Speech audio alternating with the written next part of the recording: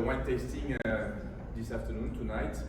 We are very glad to be with you because we just spent 2 weeks and a half in US, across the US, to introduce our wines. And the last stop before to join the winery in America, like Napa, is with you. So you end this long trip. And so of course we are very pleased when Thomas told us to join that club, and he will be happy to welcome us. We are more happy than him to come here and to introduce you our wines. So I don't know how deep you are, how deep your knowledge about the property of Chateau Smith Lafitte. But tonight I will try to explain you not a winery but a story of a French couple who owns the winery since 1990, which is named Florence and Daniel Cathiard, who started a new life in Bordeaux after several lives before in France. Florence and Daniel are a French family, and so they were known, especially Daniel Cathiard. He was part of the French ski team in the 70s, with 60s, with Jean-Claude Killy. So he started his career as a professional, a ski professional in the French team. So very far from the wine region, he was on the Alps.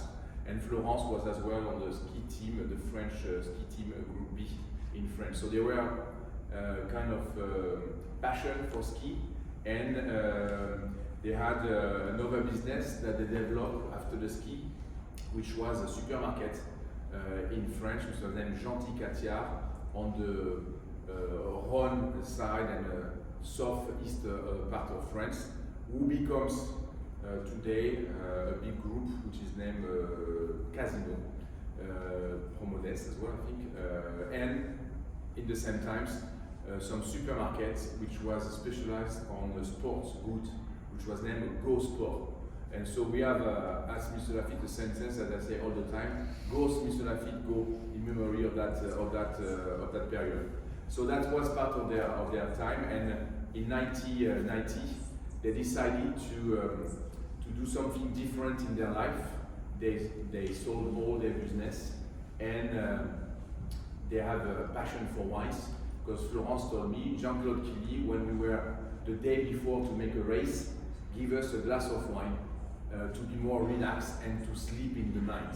So we always enjoy wines, and it was part of our life. And when we were winning, we asked to our friends to don't give us any gift, but to give us wines. So they collect some wines at that time.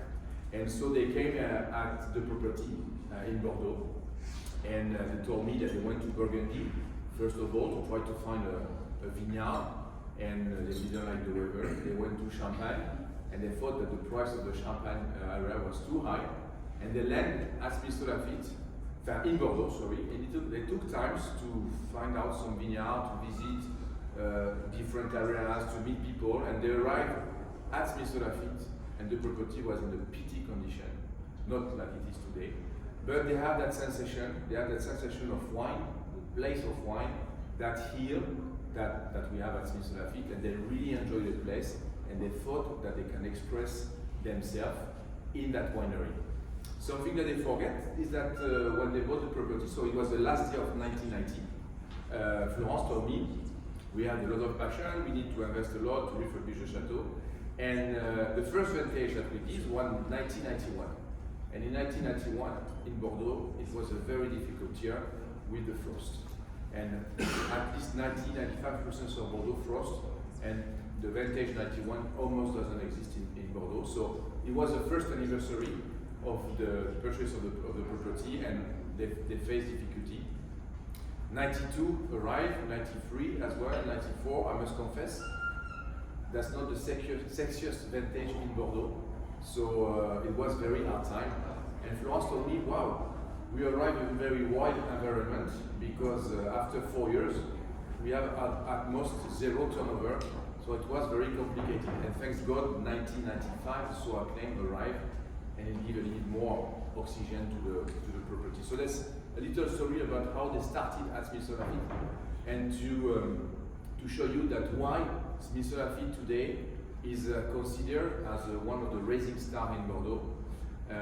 And thanks to Florence and Daniel, they started a couple of things that we will see today as a pioneer to raise the quality, the image of Smith Lafitte. And the goal of Daniel was to produce one of the best wine of the world with this gentleman. We are at Smith Lafitte for 30 years now. And the goal was to reach the 100 points. And after investment, reflection, they reached that goal in 2009, where we get 1,000 points. This is a picture of the property. You will never see at the chateau something which is ultra modern. We keep tradition. We keep the chateau in his own juice, in his own style, like it was almost at the beginning in some part. The name of Lafitte came from, maybe you know that several chateaux have this name of Lafitte. Yes, thank you. This name of Lafitte is known in Bordeaux, you know, maybe Chateau Lafitte, Rothschild, and some others. So it's an old French name who means hilly area. The name of Cos, Mouton, Lafitte means top of the hill, high hill. So Haut Lafitte, maybe high hill. And Lafitte Rothschild have one T and we have two T, so maybe we have several hills, but Lafitte have only one. The coat arms of the property does exist since 1365, which is the date of the winery, that we have some document at the city of Bordeaux. Blue color, these flowers are related to the kingdom of France at that time. That's the flower of the king and the color of the king. So it was related with Dubosc family, which was part of the De Valois on the French kingdom. This sign means, the old sign, the Lambel, means that the owners at that time has 3 children. The name of Smith, I'm sure you know, there's plenty of Smith in US. So maybe it helps us to recognize the brand as well. Came at the 19th century, in 1850, where a Scottish man named George Smith bought the property and had his name. So the chateau became Smith Lafitte. You can notice that Florence and Daniel, when they bought the property, they didn't have the name Cathiard or Lafitte. No, it stayed Smith Lafitte. So that's quite good. So we are Grand Cru Classé from the Graves area, Pessac-Leognan side of Bordeaux, which is south side of Bordeaux. We are here. So you know that we have this big river, Gironde, with 2 rivers, Garonne and Dordogne. This is Entre deux Mers. It's what we call left bank, right bank, so Médoc, Saint-Émilion-Roche, Pessac-Leognan, and Sauternes. Pessac-Leognan is a new appellation. A new name, it's not a new appellation, it's a new name because this area, our first growth is Chateau Aubryon, which is dated since 900 something. So it's a very old area of making wine in Bordeaux after Saint-Émilion. Much older than some places in Médoc. So we are exactly here, Bordeaux, center is here, and so we are south Bordeaux, about 10 kilometers or 4 or 5 miles. This region is known the Graves, which is where Pessac-Leognan classified from the Graves. Graves means gravel. So in fact, this area of terroir is made with a lot of gravel. A specific one which is named Guns gravel, coming from the Quaternary area. So I'm talking about humanity 200 million years ago, which gives a lot of minerality and a flintstone profile to our wines. So the purpose of the tasting at Smith Lafitte today and at Cathiard is to express you how the land how can we extract the minerality from the land and from those specific stones, and in Cathiard from the volcanic profile of the Mayacamas. So that's the signatures, if you want, of the property with this style which is very mineral and salty. Claude Martin du Berger was one of the owners of Smith Lafitte. I'm sure you never saw this man. Me too. But he was the mayor of Bordeaux. But maybe you heard about the 1855 classification in Bordeaux, which is the classification where they made the first growth, and Aubryon was classified at that time. And in fact, he was the owner of Smith Lafitte. He was judge of the classification. And he was politic as well. And I must confess, this is a true politic, because at that time, a fair politic, he didn't want to introduce Smith Lafitte at that classification because he was on the 2 part, judge and owner. Florence and Daniel Cathiard, I'm pleased to introduce them to you. daughters, Alice. So they have 2 daughters, Alice and Mathilde. Alice is the owner with the husband of the hotel that we have at the property, which is named the Sources de Caudalie. And today they have 4 hotels in France, 2 in operation, and 2 which will be opening this year, one in Clos-Vougeot and another one in Alsace for this year and next year. The other daughter is named Mathilde, and I'm sure that you know her cosmetic line, which is named Caudalie. So Caudalie started at the property. And that's two stories interesting at the chateau. When Florence Daniel arrived at the property, they found that environment which was very wild. And Daniel told me, after 4 years without turnover, I think that this business was very difficult. And I need to find some revenue and some balance to the winery. And he decided to open an hotel. But at that time, 1995, 1999, when the hotel opened, it was a kind of vision. It doesn't exist in Bordeaux. If you want to arrive, to visit the winery, all the chateaux were closed almost. There is no hotel, no restaurant, nothing. Wine tourism doesn't exist almost. So he has that vision to bring people inside the winery and to show what they are doing at Pessac-Leognan and to welcome, of course, properly the guests. So it was the first, point of the wine tourism in France. And at one time, one man came at the winery visiting the chateau. And at the end of the tasting, I did short. He told to Florence, your wine is great, but you have a very good part of the wine that you put to the trial. So Florence was very surprised and very upset. He said, we put so many efforts. What are you saying? And this man, in fact, was looking for some sponsoring. And he was a researcher working on the very antioxidant power of the grapes. And this was the birth of Caudalie, the cosmetic line. So that's why that winery was very pioneer in its profile today, because we develop wine tourism and a cosmetic product on this side. Okay, very promising. So the team, many team, Fabian, that you know, a few years ago already. So you see that we are still at the winery, which is the technical director and general manager as well, and myself for the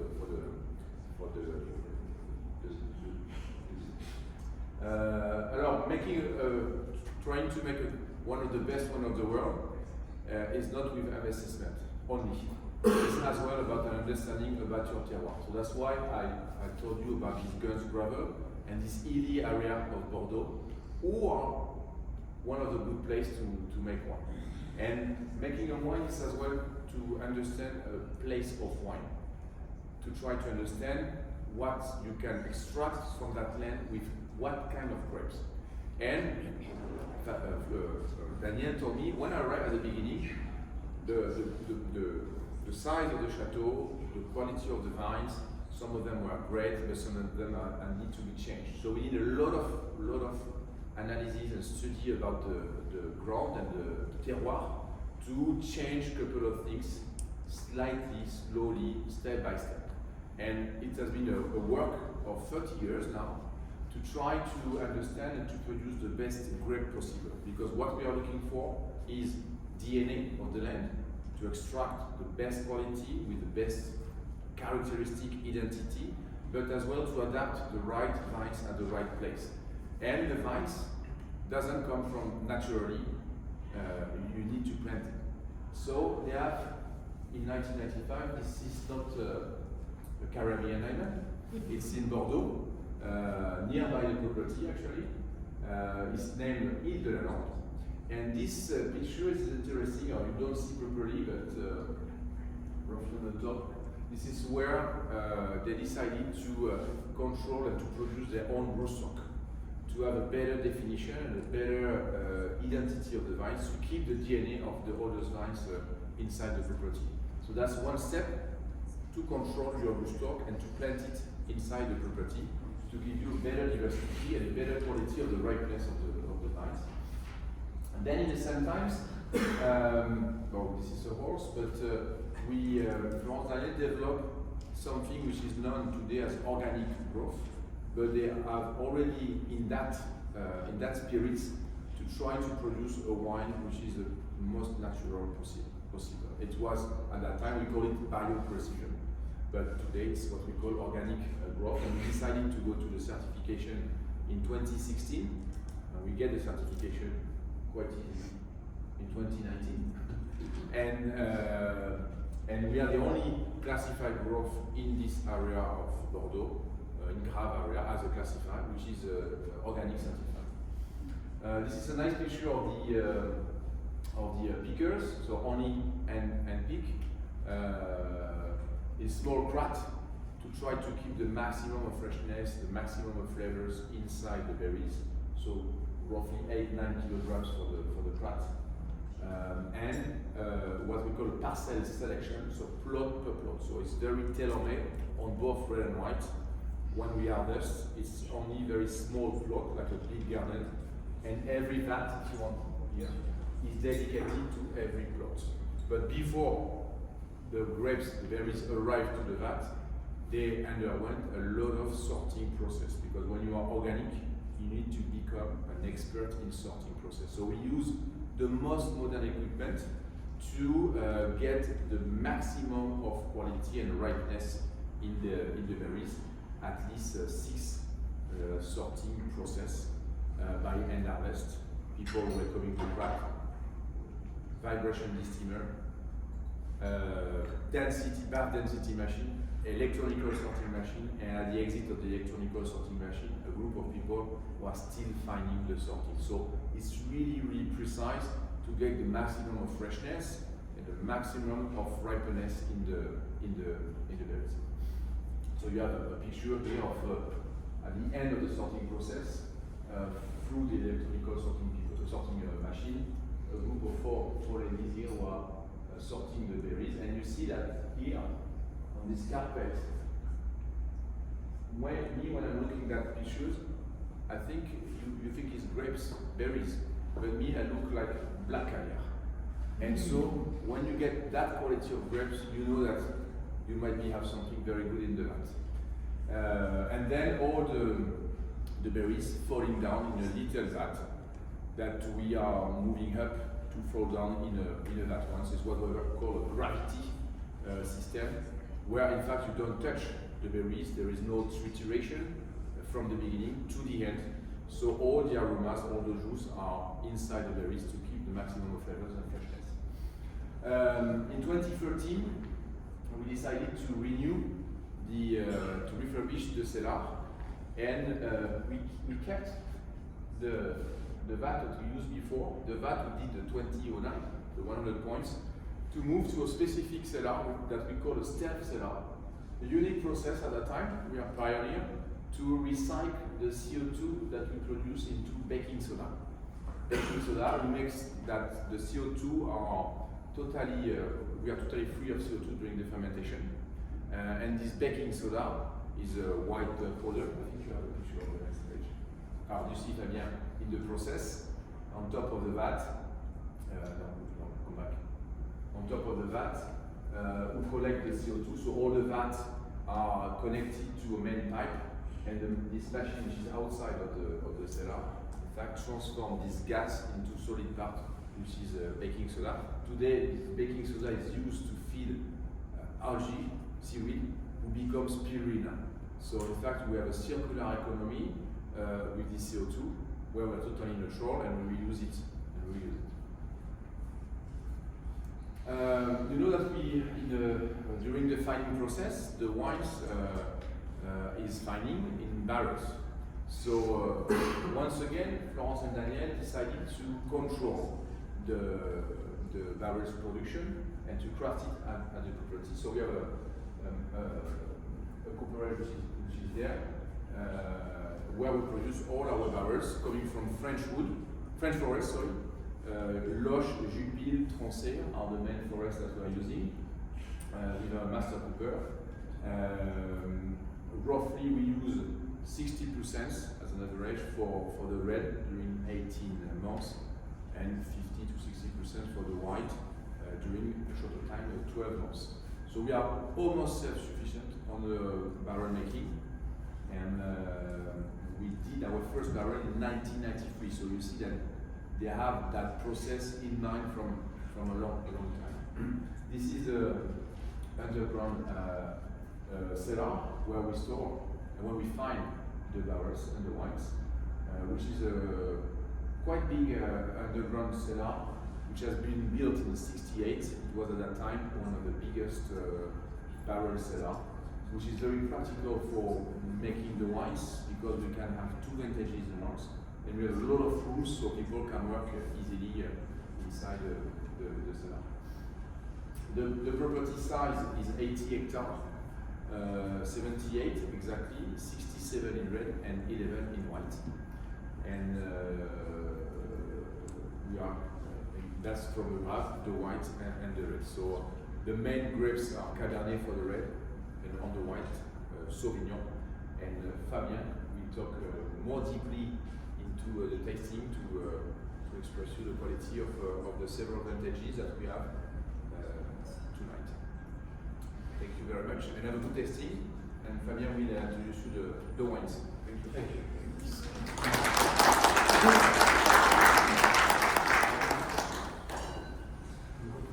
So thank you very much for welcoming us, and thank you for being with us for this tasting. So Ludovic told you all the secret of the estate, so I have nothing more to add. So we will turn to the practical part of the day. So you have several wines in different glasses in front of you. So we will begin with the white, because white is Haut Lafitte, and we will have 2 reds for Haut Lafitte. And after we'll turn to Napa with a small introduction with Claude, and we'll come back to the tasting of the wine. So if you agree, we can begin with the white wine. And it's a Haut Lafitte 2020. So as Ludovic said, we grow mostly Sauvignon Blanc in Haut Lafitte. In our place, we have a special location. It's a slope with clay and gravel and clay soil. It's very well adapted for growing the vines, and especially the Sauvignon Blanc. So we got mostly Sauvignon Blanc in the blocks. And we grow 90% of Sauvignon Blanc. And after we have 2 other varietals, 2 other blocks, which are Sauvignon Gris, which is a cousin of the Sauvignon Blanc, meaning the same plants, but the branches is a bit smaller, and the berry are between gray to pink. And the last varietal we grow is a Semillon, but with just 1 or 2, and it's, we use it in Haut Lafitte, it's 5%. So the blend of the wine that we taste now is 90% Sauvignon Blanc, 5 Sauvignon Gris, 5 Semillon. Take a glass, go on, smell the wine. Perhaps first look on the color. So the first indication on the wine is the color of the wine. And you can notice that this wine is quite yellow, quite a deep color for the white. Often the white are very light, quite translucent. This one is a bit more color because we look for a bit more whiteness compared to some of the wines, and we dip the wine in barrels. So the barrels give more hint to the white wine. So after you can smell the wine, move the glass and smell the glass, smell the wine.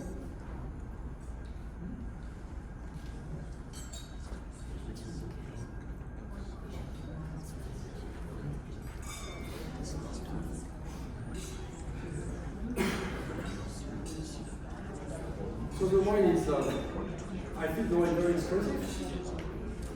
Many aromas out of the glass.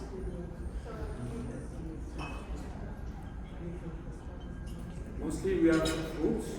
We have some yellow fruits, like peach, like mango. And after you have another, thank you. It's easier for me to do that to the glass. Yeah, for sure.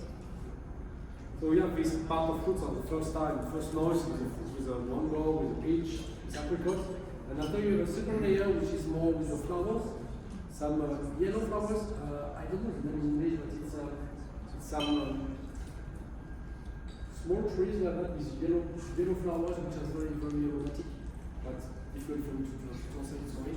And after you have another layer, a third layer, with more spicy things. It's more like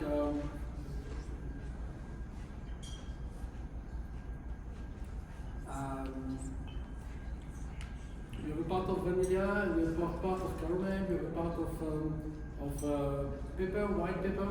So it's in this kind of aroma, so it's very different compared to the other one. So it makes a very lovely complexity in the wine between the fruit, the flowers, and the spicy touch.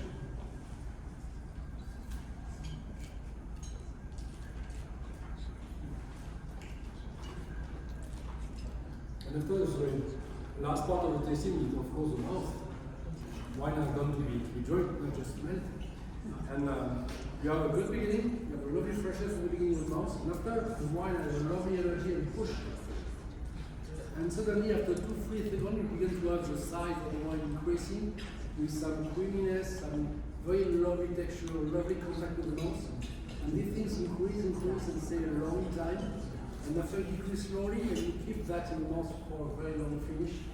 And the finish is a mix with, you have to have something like a saltiness coming in just at the end of the tasting. And you come back with the aromas and the lovely freshness. So you have a very wine balance with the freshness, the creaminess, and the body of the wine. So often when we speak about white wine, we just speak about acidity and perfume. And for this kind of wine, I speak about concentration, volume, richness, because we have this kind of liquid wine. And I like having my white wine like that with the body, and with, of course, acidity and freshness, but something more in the mouth to give the creaminess and the smoothness of the wine. We have no sugar in this wine. Totally dry, but you have the feeling of creaminess because of the ripeness of the wine and because of the quality of the grapes. So it's my tasting. What do you feel? Don't be shy. It's very difficult to speak about wine. Do you like it or not? Yes. Perfect.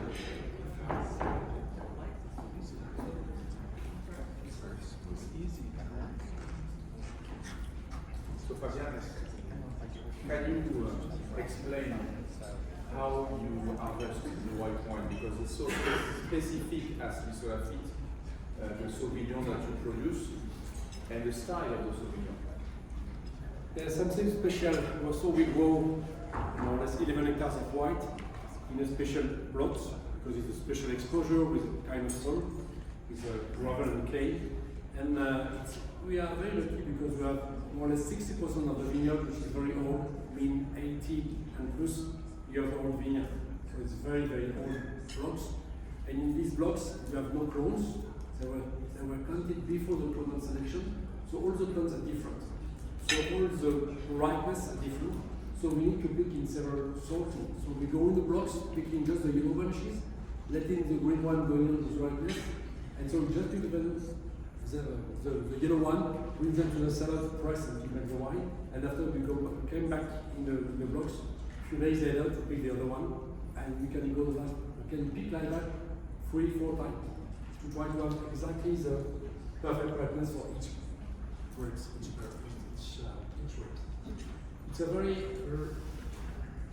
Ludovic spoke about precision. It's really the link in all the wine making at Haut Lafitte and in Cathiard too.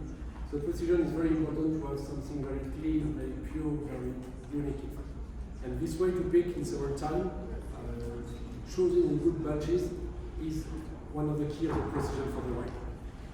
And after my video of Sauvignon Blanc, because this wine is a 90% Sauvignon Blanc, but I'm sure if I didn't tell you that, you cannot recognize the Sauvignon Blanc, because Sauvignon Blanc is more often grassy and with peach, asparagus notes, which is more the classic varietal feeling of the Sauvignon Blanc.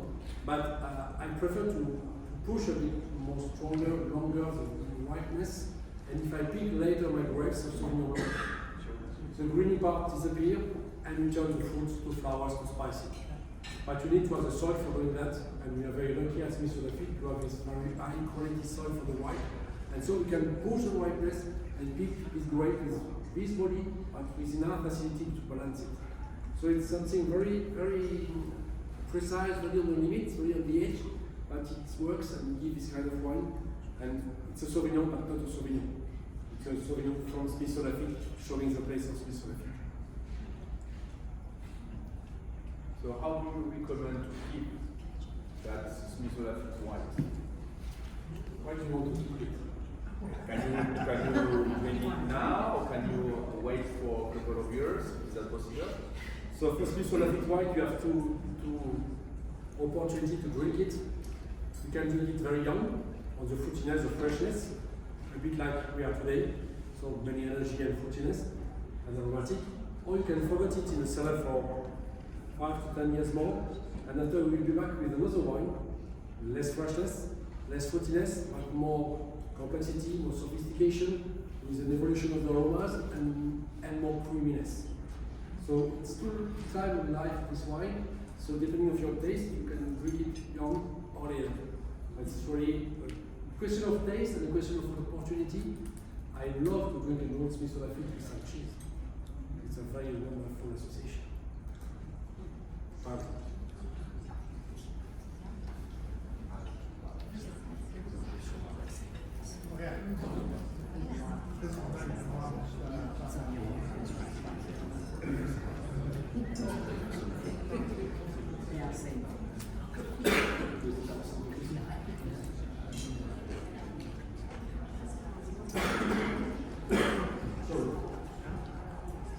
Okay, if you want, we can turn now with the beginning of the tasting of the red.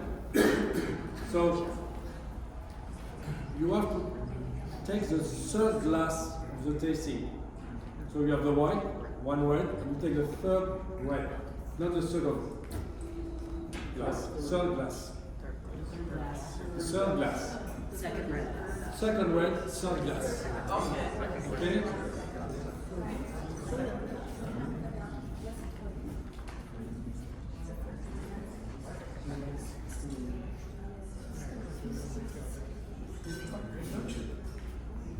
Yeah. Thank you. So you have the second red wines in your glass. So this wine is Leo de Smith Red 17. So Leo de Smith is the second range of wine we produce at the estates. I don't know if you know, but in France, and especially in Bordeaux, the estates own the vineyard, and we grow the vines, we pick our grapes. This is the wine we are tasting now. And we do the wine with our grapes. We are not allowed to buy grapes. We are not allowed to sell grapes.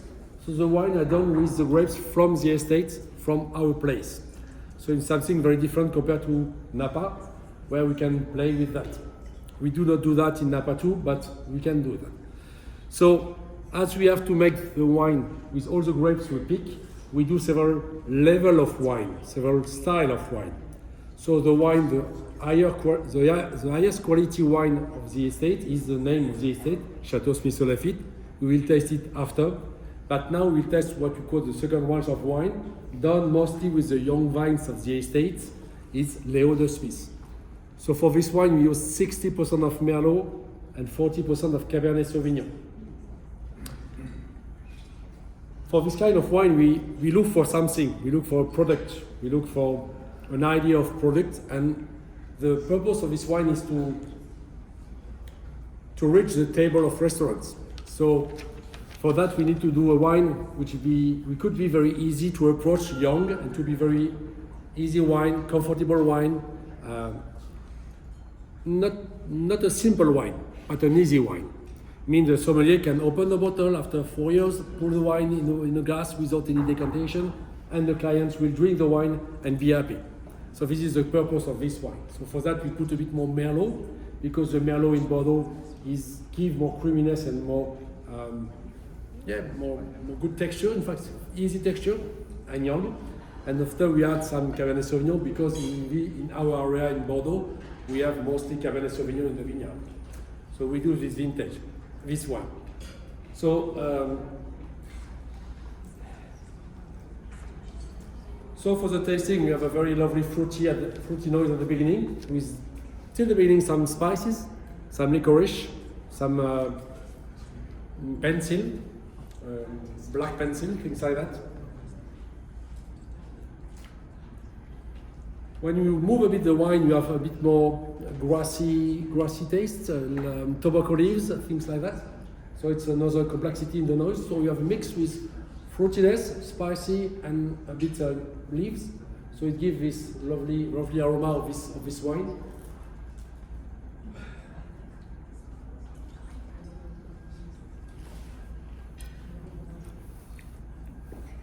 And when you take it in the mouth, it's not a so powerful wine. It's very well balanced, with a good concentration, a good volume. It's very fruity till the beginning of the mouth, but it's not an impressive wine. It's more round wine with a lovely texture, a quite selective wine, but not a very powerful wine. But the purpose of this wine is to give pleasure. So without the power, you have the aromatic, you have the texture, you have the creaminess. So it's a perfect wine to drink when you are eating something. So this kind of wine, it's a 17, we are in 24, so it's a good timing to drink this wine now. You can drink it a bit earlier and a bit later, but I think that today it has a very lovely balance, because on the nose you have this fruitiness, this spicy, and you see that the fruit is not totally fresh, it began to evolve. So we have a beginning of complexity, of link with the evolution of the aromas in the bottle. These kind of things just evolve in bottle. You cannot do that before.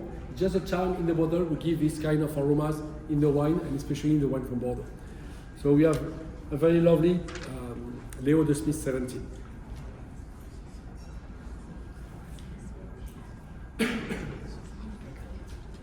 I can add something just as an easy words, at the property we call the young wines as instant gratification. So it's a wine which is made to open easily, right away, on the next 5 years.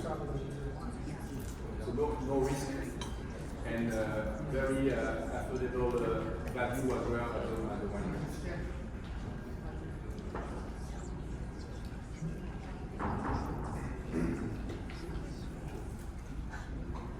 I like the end of the mouth. When you follow the wine, you have this freshness, this lovely aromatics, you have many things, a lovely smoothness, and it's still very fresh.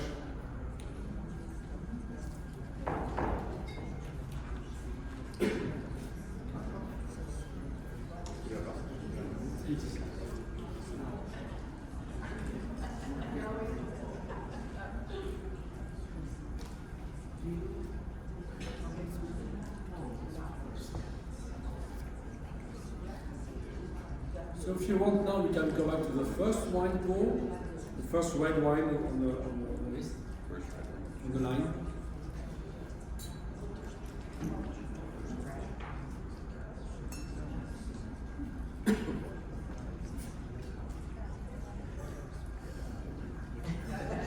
So Ludovic spoke about something very important in the winemaking. He spoke about organic growing.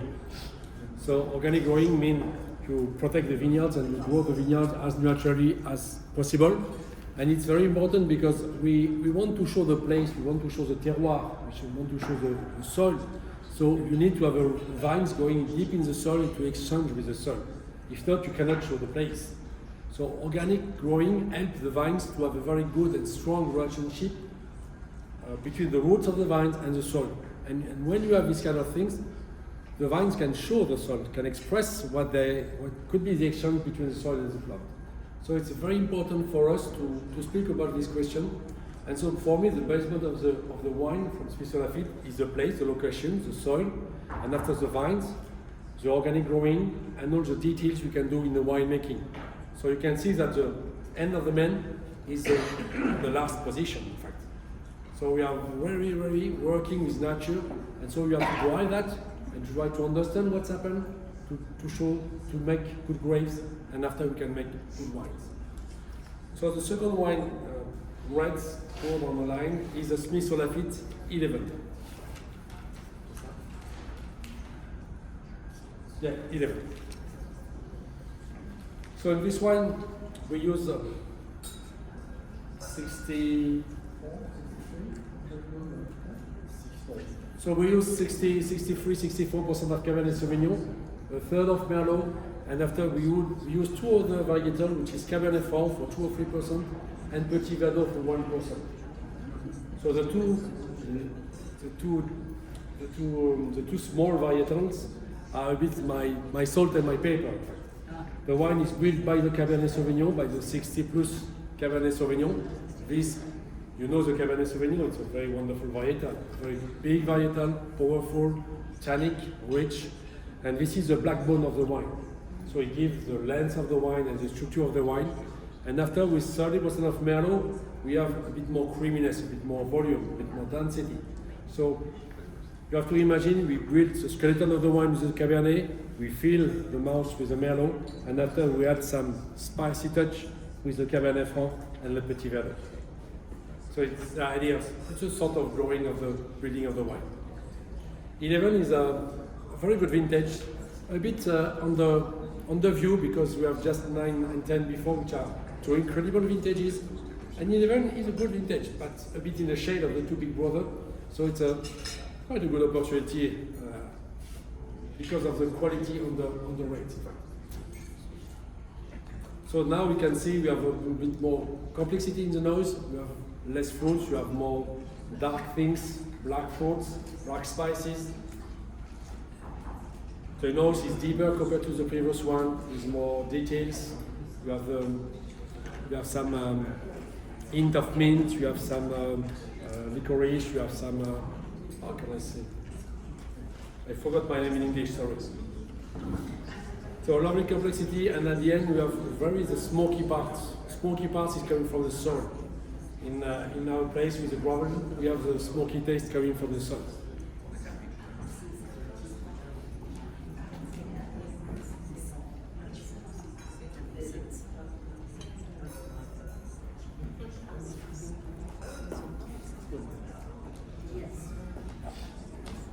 So when you take the wine in mouth, it's a very big difference compared to the previous one. You have the power, you have the concentration. Yeah. Which variety? This variety. Okay. This one.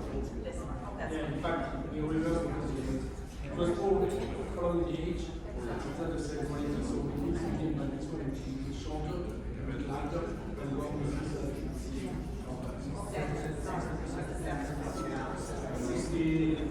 plus Cabernet Sauvignon, 30 Merlot, 5 points de Petit Verdot to finish. This is exactly. Swiss on Lafitte. So it's okay. Second glass, Swiss on Lafitte 11. I will move perhaps a bit more if you order than I try to push. Okay. I will move a bit. Thank you.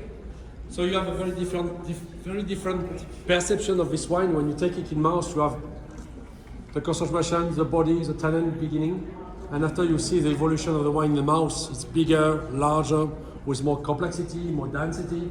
You have a lovely creaminess too, but you keep a line. You keep a line of the tannin. You give the structure of the wine, and you finish after a very long mouth with a lovely aromatic, a good freshness, some phenolics at the end of the mouth, opening the mouth and giving a lovely freshness to finish. So it's another dimension of wine. It's another kind of wine for sure, not the same vintage too, but it's an impressive wine for this one.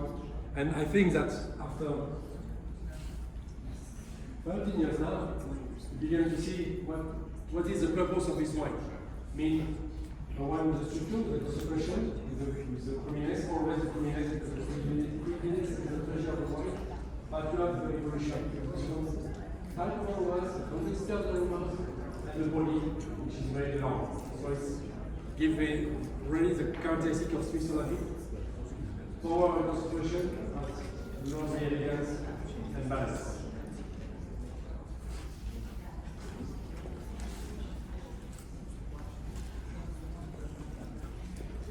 Something to add? I think that America market, I'm running the sales side, and overseas US is our first market for Swiss Lafitte. And we noticed that America always import more the so-called vintage, high rating vintage, like 25, 2020, 2015, 29, 2010, maybe 22 that we introduced this week. But to today, with the techniques that I introduced to you, with the sorting process, the lot selection, the parcel, in fact, the techniques helps to target exactly the best grapes. And a vintage like 2011 is what we call a sleeper vintage. But you can notice that with the time, the sleeper vintage becomes a very good vintage. And it's a different face of Haut Lafitte. If you try, I know that someone opened a 2015 yesterday, which was a black label. Just to come back on the white, we did a black label in 2020 and 2015 because two celebrations, 650 years and 655 years anniversary, and a great quality.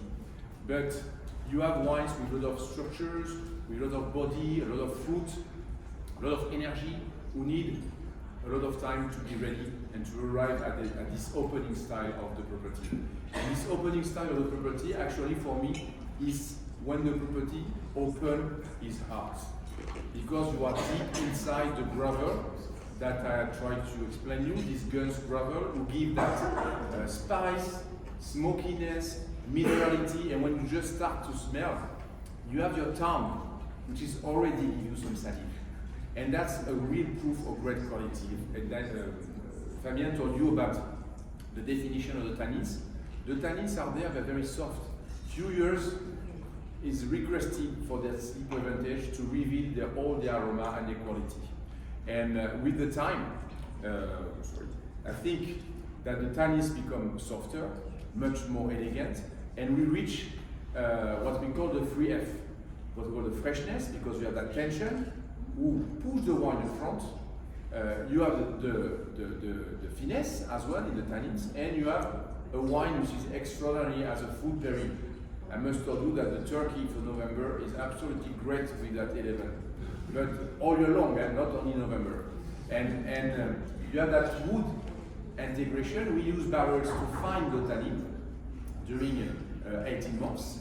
But this wood, do you feel any wood taste? Yeah. Nothing. You have the spice, you have the saltiness, but I think the wood is totally absorbed, digested by the wine, and now it expresses best. So that's why I think you are exactly inside the property, in the heart of the terroir, because it gives a very nice expression about the land of Haut Lafitte. So that should be also great to add. Thank you. So if you agree, we'll now turn to Napa. So Claude will say some word about the estates, present you the estates, then I will be back to speak about the wines. So Claude is running he's our national sales manager in US. He's based in San Francisco, and he's with us since the beginning, when Florence Daniel bought the property in January 2020. Claude will introduce you the other grand terroir in the world for Cabernet Sauvignon, which is Cathiard Vineyard.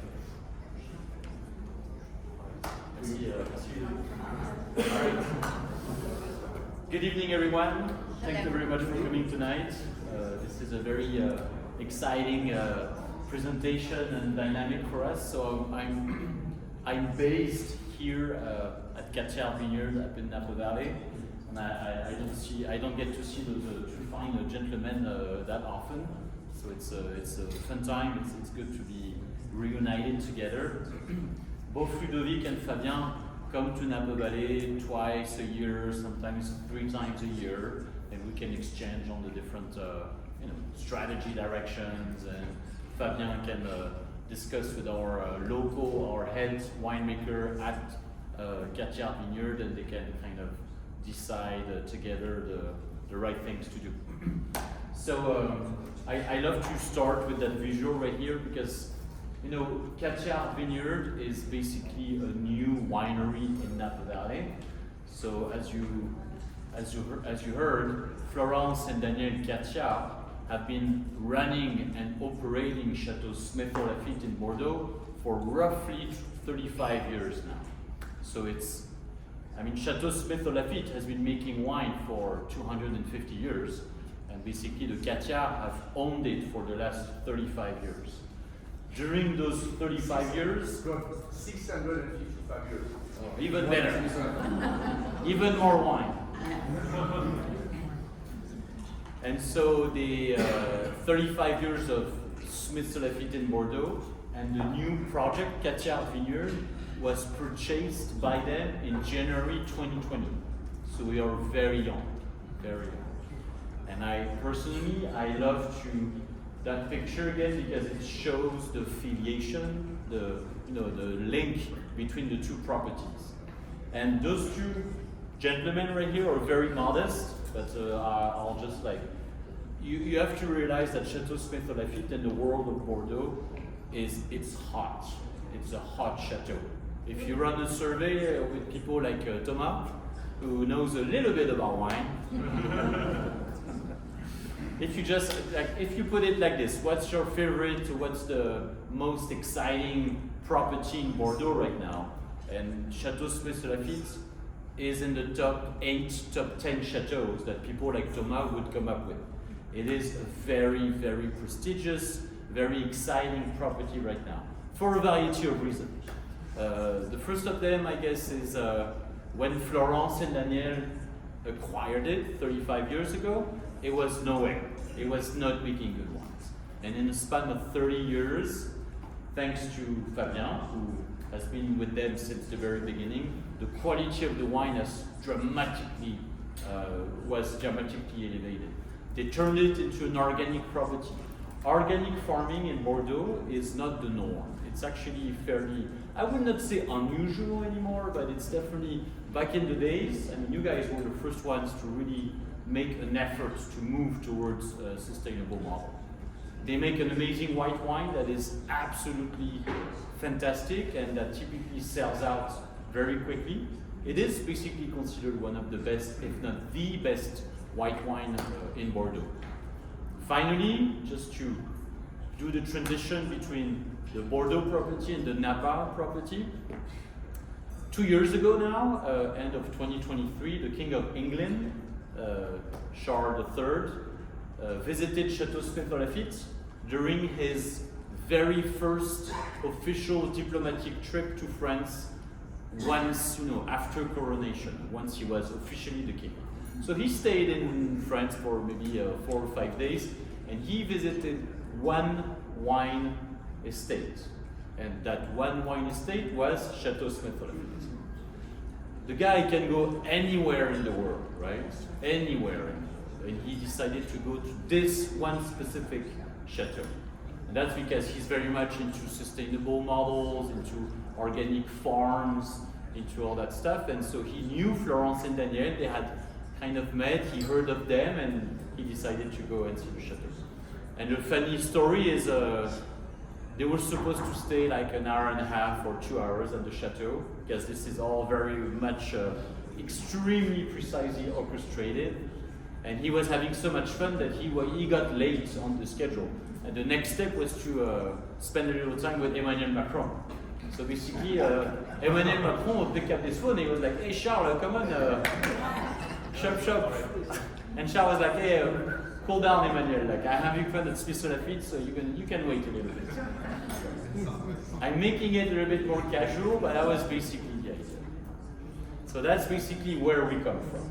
And now, since January 2020, we are also have a foot in the new world at Cathiard. So here we are, Florence and Daniel Cathiard. And next, please. All right, this is it. When you're into wine, after a while, it's all about geography, maps. So I love maps, I confess. I bet Thomas knows a little bit about those maps too. I do like the maps. I think for him, it's like he's at the nightmare level of maps because he has learned so much of them. The Napa map, the Bordeaux map, the Burgundy map, those are the fun ones. But people like Thomas have to learn Georgia, whatever, like Caucasian stuff and wines that grow in Austria. So it's all about maps. So who has been to Chateau Smith Lafitte? All right. You're all You're all welcome to visit. You should. Haut Lafitte is one of the best destinations in Bordeaux. It has a 5-star hotel, it has a Michelin star restaurant. It's all integrated in the chateau. It's an absolutely splendid visit. Everybody has been to Napa, I'm guessing. All right. So Napa Valley, we are basically right between Rutherford and Saint-Helena. So if you drive north on Highway 29, you take a left on Zinfandel Lane. Everybody knows pretty much Zinfandel Lane, except typically you take a right and you end up to Auberge du Soleil or just to go up on the Silverado Trail. Well, in that case, you take a left, and if you drive just a couple minutes on Zinfandel Lane heading west, you're gonna hit the Mayacamas Mountains. And this is where Cathiard Vineyard is. It is 300 acres of land, beautiful, beautiful land, only 58 acres planted with grapes. So this is the map of the vineyards. So Highway 29 basically goes roughly from south to north, and the brown side of the picture is the west. So the brown side of the picture is where the Mayacamas Mountains are picking up, or starting to elevate. So what happens at Cathiard Vineyard is we have basically 2, if not 3 different types of landscape. What you see on the white side of the map is the bottom of the property. So it does not sit on what we call the valley floor, which is completely flat, which is where Highway 29 is. It actually, between the valley floor and between the steep hillside, there is a little stretch of land that we wine people call the bench or the alluvial fan. So the white side on that map, where essentially 4 of our plots are located, is on the Saint-Helena alluvial fan. So think different names of property, think Corisol, think Inglenook, almost in a way think Dominus. All those properties are essentially located on that kind of the very, very end of the foothills, where it's not steep anymore, but it's not flat yet. So this is one portion of the vineyards. The second portion of the vineyards is where it starts, like the slope is starting to pick up, and it's actually pretty steep. So this is the brown side of the map here. This is what we call the hillside. And in that case, where the bottom of the property is on the Saint-Helena AVA, everything else is on the Rutherford AVA. So I told you 58 acres of vines. This is broken down into 14 plots, 4 plots in Saint-Helena and 10 plots in Rutherford. I strongly recommend, and I'll talk with Thomas and maybe we will send you an invitation by email, but I strongly recommend that you come and see us next time you're in Napa Valley. It is literally, look, call me biased, but it is one of the most exciting projects in Napa, just for the quality of the wines, but also the quality of the visit. We offer an in-depth tour. We check out all the different production sites, where we do the fermentation, where we age the wines. We hop in a Land Rover from the 70s, which has an electrical engine, and we go up in the vineyards. It's a very, very special place, so I strongly recommend you come and check it out. Before we move to the next picture, I can talk technical points about wine all night. I'll spare you that though. I'll keep it short and sweet. Just one little detail, so to speak, about the topography, so the geography. At the end of that picture, the furthest away, that's the Mayacamas Mountains. This is, we're looking at the west. So if you go beyond that is Sonoma, and if you go beyond that is the Pacific Ocean. So basically our vines are facing east, and behind them is west and is the range of the Mayacamas Mountains. When you try the wines, the Cathiard Vineyard wines, you will realize that those wines are not your typical / expected Napa Valley red wines. They show a lot of elegance, they show a lot of finesse. They are not your typical big Napa fruit bomb. And there is tons of reasons for that. We make it on purpose. We want the wines to speak for the land. We don't want the wines to speak for the alcohol, the sugar, and the oak, that we're using, the barrels that we're using. We want the wine to express the story of that particular land. And you'll see when you try the wines, you'll see what I mean. The same level of precision as you find in the Bordeaux wines. But my point is, in the heat of summer in Napa Valley, as you know, it gets really hot. And the challenge as owning vineyards and growing vines in order to make the best possible grapes, the challenge, at least for us, is to try to maneuver through the potential excessive ripeness. Because basically, if your grapes get very ripe, at the end your wine is going to be very big, roughly. And we want our wines to be a little big, representative of Napa Valley, but not too much. And basically, in summer, at maybe 6 p.m., the sun disappears behind the mountains.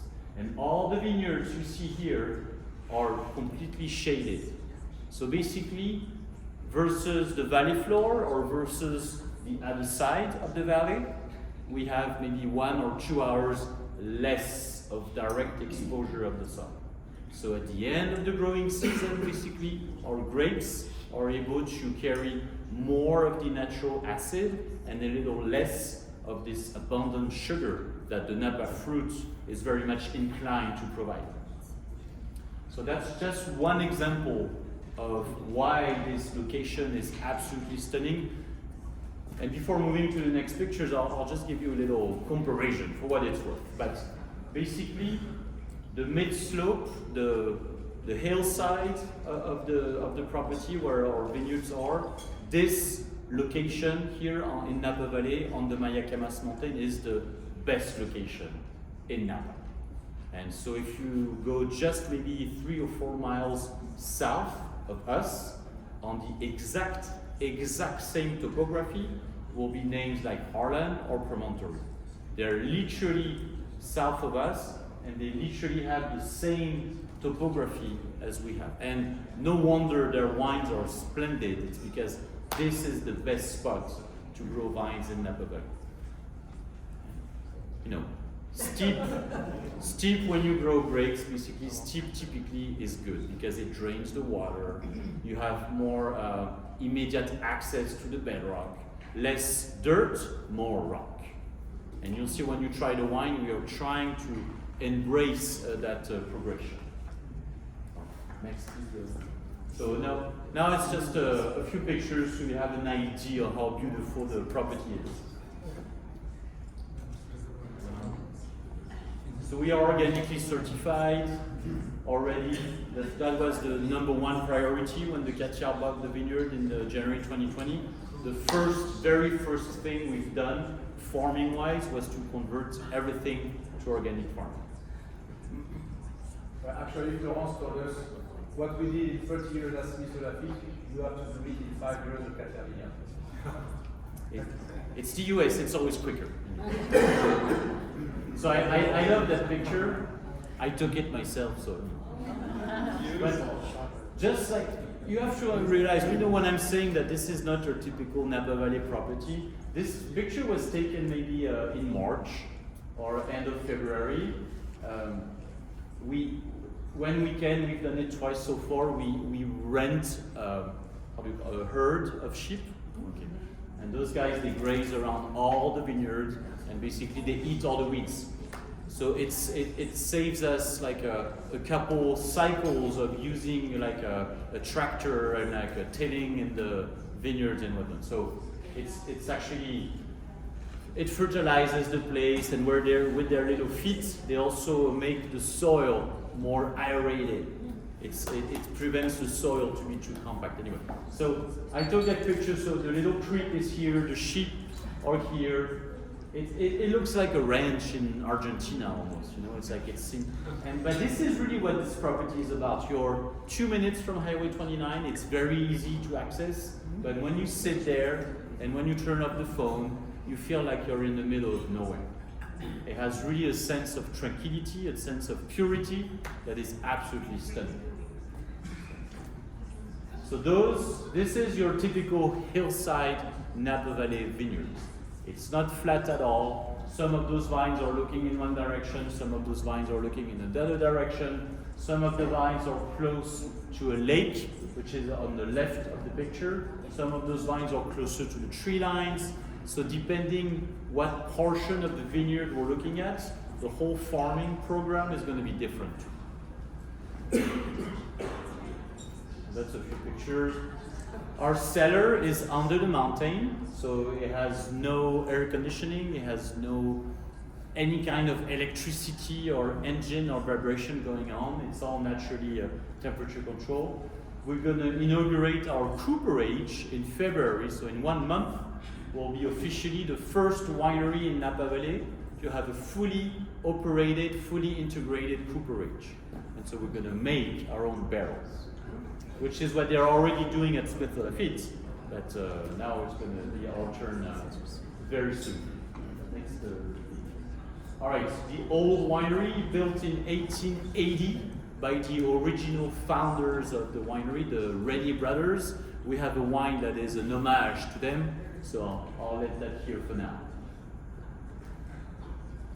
Okay, well, we can pass on those. Those are the good-looking people of the winery. There you go. All right. Okay, well, we can pass on that. Okay, Fabien, your turn. Before I'll move it to Fabien, I'm gonna step on his feet a little bit. We make 3 wines. 3 wines, 2 blends and 1 pure Cabernet Sauvignon. And you have all 3 wines in front of you, and before giving the mic to Fabien, again, this is not your typical Napa red wine. It is pretty, it is precise, it is has a lot of elegance. This is really what we're looking for. All right.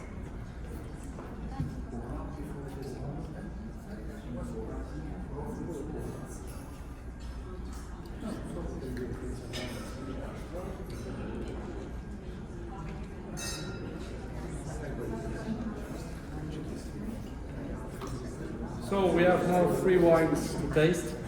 So just coming back about a few data, a few ideas about that. When Daniel and France told me that they are looking for buying an estate in Napa, I say, good, I come with you. I was very exciting of the idea of making wine outside from France because it's a new experiment, new things. But for me, moving outside from France to do wines mean doing the wine of the place. We do at Haut Lafitte the wine from Haut Lafitte.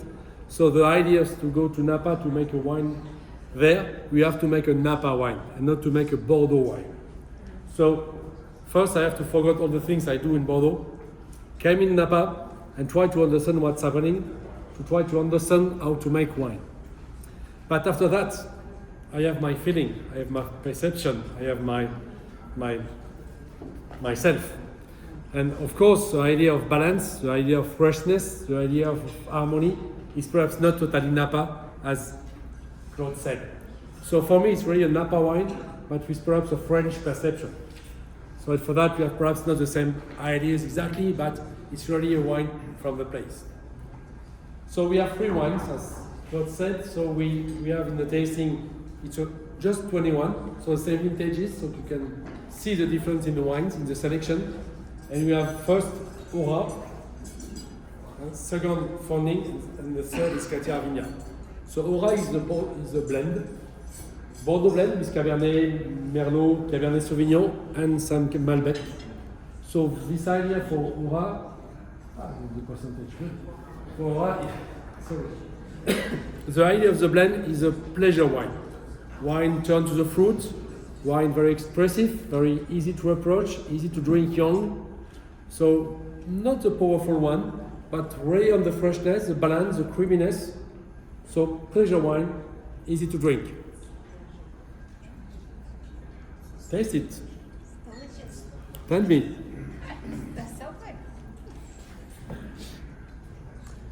So in fact, for this kind of wine, we use not to extract it, not to dance. to preserve the authenticity of the process.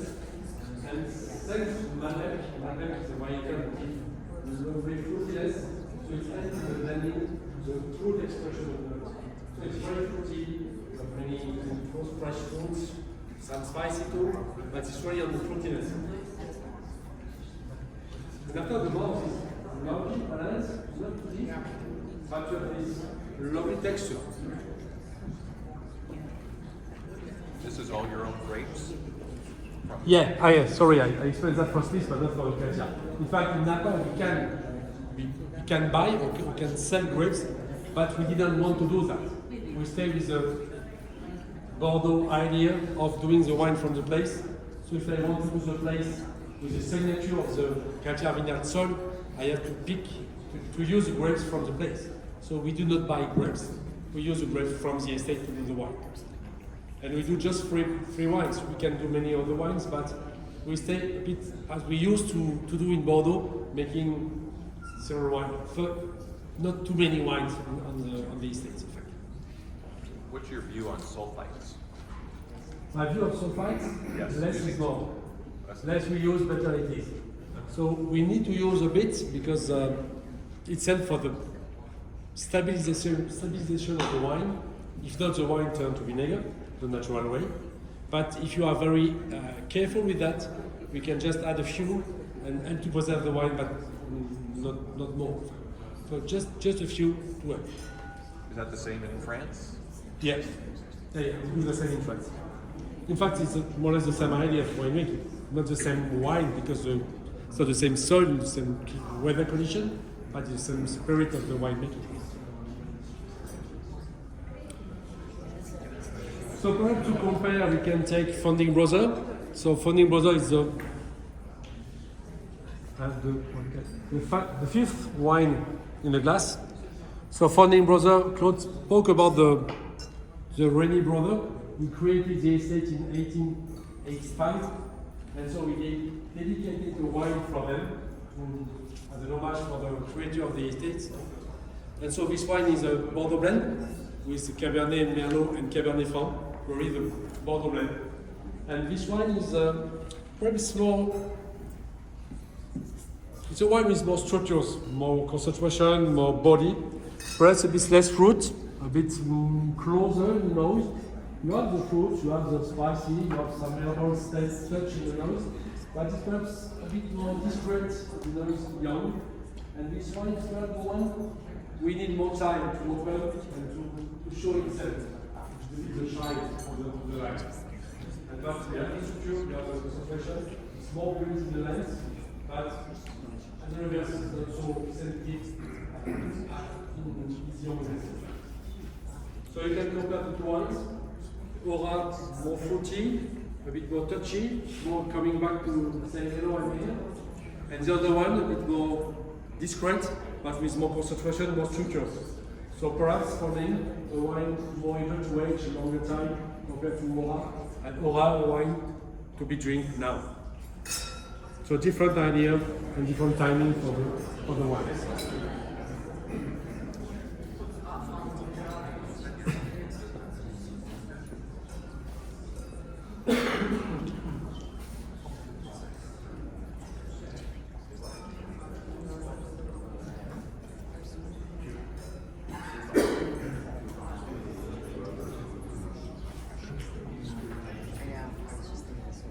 So we have on the screen the pictures of the two brothers, so James and William Rennie.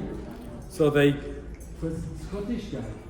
Yeah, Scottish guy, immigrated in US in 1870 something with their father, and their father used to be a mason. He built bridges, he built things with stone, and for that he built the old residence, the old winery, a big building in stone. And so they, after following their father, they decided to build an estate and to make wine. And so it's the beginning of the story. So we want to speak about them and to push them a bit above. So now this is the last wine of the tasting. the last glass of the tasting. This wine is called Cathiard. This wine is a Cabernet Sauvignon, 100% Cabernet Sauvignon. The Cabernet Sauvignon is a bit the dream of Napa. I think Napa is a wonderful place for Cabernet Sauvignon. It shows something very different compared to Bordeaux. And it's really interesting to do this kind of wine because we can manage the different exposure of the blocks. We saw a picture before with some different slopes, different exposure. So we can have very different kind of Cabernet. And in fact, even if it's a pure Cabernet, it's a blend wine with the different blocks, different exposure, different kind of soil, and we build the wine of Cabernet Sauvignon by this way. And for me, the cab is really the reflect of the estate, the picture of the estate with this big body, big concentration, talent, with finesse. The quality of talent is high, the perception is not so high because the talent are high. But it has never, it's not easy. So we managed to save the acidity and the freshness to balance the body of this wine because it's my feeling of the winemaking. Freshness and balance. So we need to have the body, you need to have the creaminess, you need to have the rightness, but you need to have something to balance that, to keep the freshness in the mouth and not to finish with a heavy mouth. So I like in this wine the creaminess, the texture, the concentration, the complexity, and the same time many details in the one mix. So it's really, for me, a lovely Cabernet from Napa.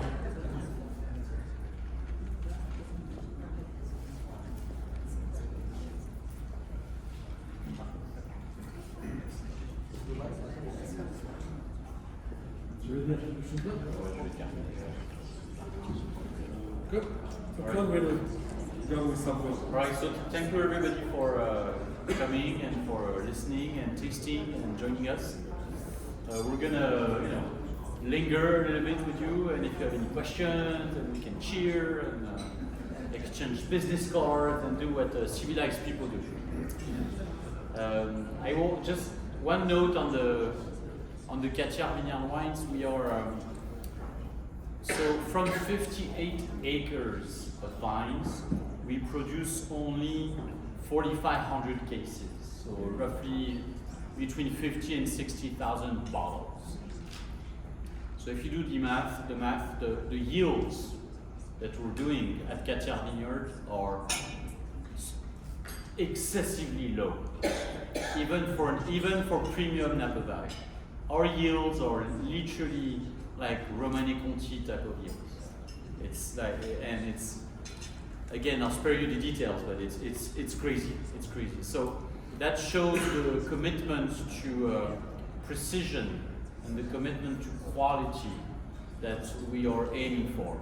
We could make literally 3 or 4 times the amount of wine that we're making today, but we are limiting the yield so we can all taste that level of precision and that level of elegance that those wines are showing. So roughly Aura is in the 2,500 cases, the Farming Brothers 1,000, 1,200 cases, and the Grand Vin, the flagship wine, the Cabernet Sauvignon, is only 700 cases of production, 750 cases depending on the vintage. But may I remind you, what you're trying here, the 2021 lineup, is only our second vintage. Only our second vintage. Could you contrast those production volumes with what Smith-Lafitte does in France? So, correct me if I'm wrong, but Pessac-Leognan makes 3 times more wine? 4 or 3? It's approximately the same year. Same year. The size of the estate is bigger. So, if you want 2.5 more wine. we produce roughly 80,000 bottles of Pessac-Leognan red, 15,000 on the white. But the quality is 4 times bigger. So that's where the difference. The yield is about 30 or 35 hectares. When Ludovic was talking earlier about the Cathiard, right? And look, he's right. Like it's an image I use too at Cathiard Vineyard. the level of selection is so strict that whatever makes the cut is literally, black gold. It is Cathiard. It's the smallest berries, it's the one that has no default, it's the one that came to perfect maturity because we drop a lot of fruit before harvesting. Then we don't pick up, we ask the guys to not pick up every clusters, they have to only pick up certain clusters. I mean, it's very, very precise, very, very precise. Yeah, so I was saying, only second vintage. The first vintage, the founding brothers made it to the Wine Spectator Top 100 as only our first vintage. On the second vintage, so what we're trying now, the Cabernet is in the top 100 suckling, the top 100 wine enthusiast. So far, more to come. So it's just to say that we're young in Napa Valley, but the press, the feedback of the industry is very, very good, very good. So we're looking forward to the future and very excited. Thank you.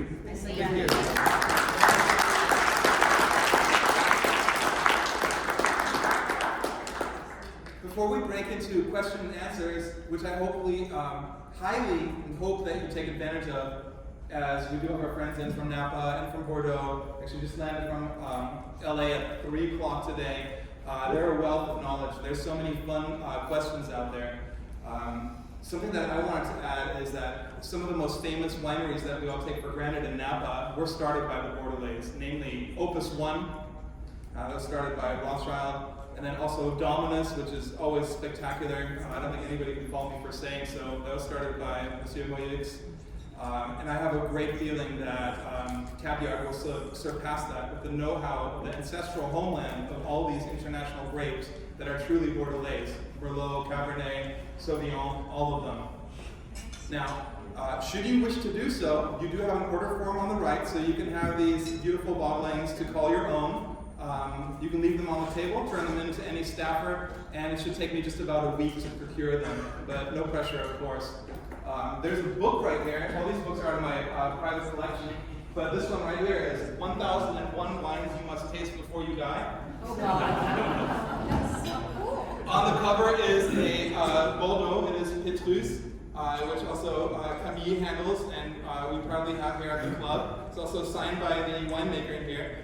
But the best white wine in all of Bordeaux is Chateau Haut Lafitte, and his 2004 is one of the wines that you have to try before you die, according to this. Come on, how many wines have you tried out of It's a good question. So I've lost my touch. There were times when I was a professional sommelier where I tasted over 1,000 unique wines a year. Now I've kind of tapered that down a little bit, but I have tasted a good 15% of them all. Okay. So we're getting there. Keep working. Thank you. Plenty of time left. Yeah, there's plenty of time left. I'm only 42. I do have time. But there are so many great questions you can ask. What I find fascinating is that Napa is a Mediterranean climate, which is very, very unique here in the United States. Bordeaux is all about water. It resides in Aquitaine, comes from aqua, comes from water. Bordeaux, eau is French for water. It's the border of water. It's very, very rainy. So the biggest forest is to the south. Rutherford, if you're wine freaks like I am, you'll immediately think Rutherford dust. What does that mean? You can pose all these questions to our dear friends who are here right now. Also, if you're still hungry and the cheese and charcuterie board did not suffice, feel free to join us for dinner downstairs. And before we break into questions and answers, I just wanted to offer you my most heartfelt thank you each for joining us this evening. And off we go.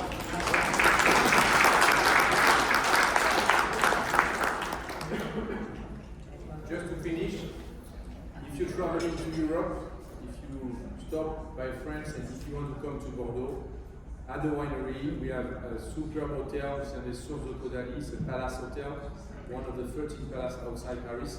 We have a 2-star Michelin restaurant, 2 stars since 2014. The chef is named Nicolas Mas, he's a very successful humble chef. We have a nice spa as well. So we have everything to welcome you and to give you a very nice experience at the property. But you understood that Fabien doesn't make the cooking and I don't do the massage at the spa. We'll be happy to welcome you and we have a very nice tour. So we open 7 days a week. So the appointment, so please welcome. Thank you very much. Thank you. Don't be shy. Any questions, good sir? No. We'll come to you.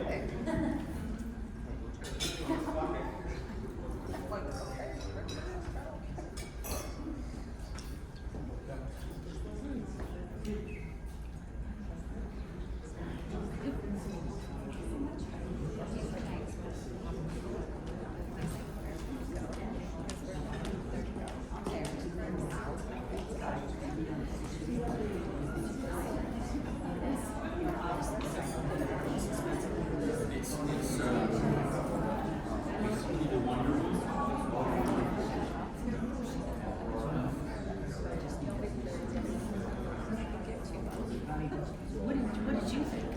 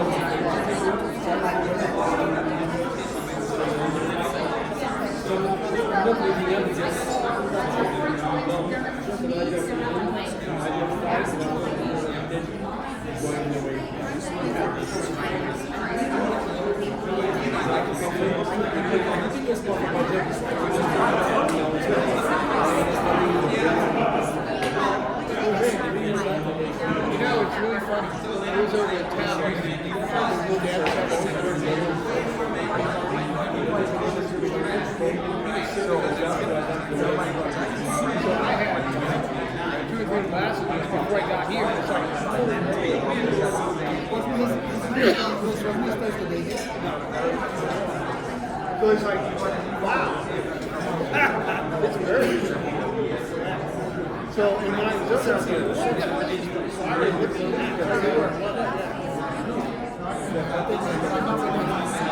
he also had Grand Prix from the same region. I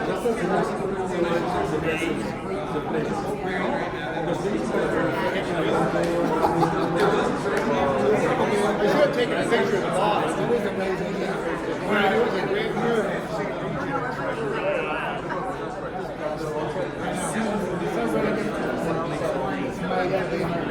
Oh my God.